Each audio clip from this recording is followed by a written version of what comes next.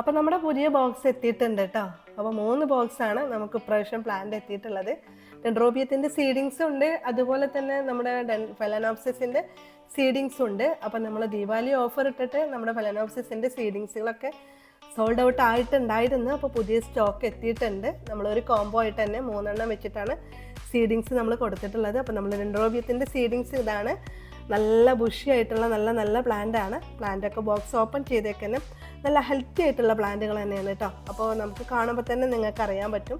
പിന്നെ അതുപോലെ തന്നെ നമ്മുടെ ഫെലനോപ്സിസിൻ്റെ സീഡിങ്സുകളും പിന്നെ നല്ല മെച്ചോർഡ് ആയിട്ടുള്ള നല്ല സീഡിങ്സുകളാണ്. പിന്നെ നമ്മുടെ ഡെൻഡ്രോബിയത്തിൻ്റെ സീഡിങ്സൊക്കെ ആൾ പ്ലാന്റും നമ്മൾ ടാഗോട് കൂടിയിട്ടുള്ളത് തന്നെയാണ്. അപ്പോൾ ഫെലനോപ്സിസിൻ്റെ പ്ലാന്റിൻ്റെ സൈസ് ഇതാണ്.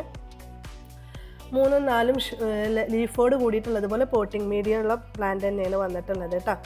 അപ്പോൾ ഇനി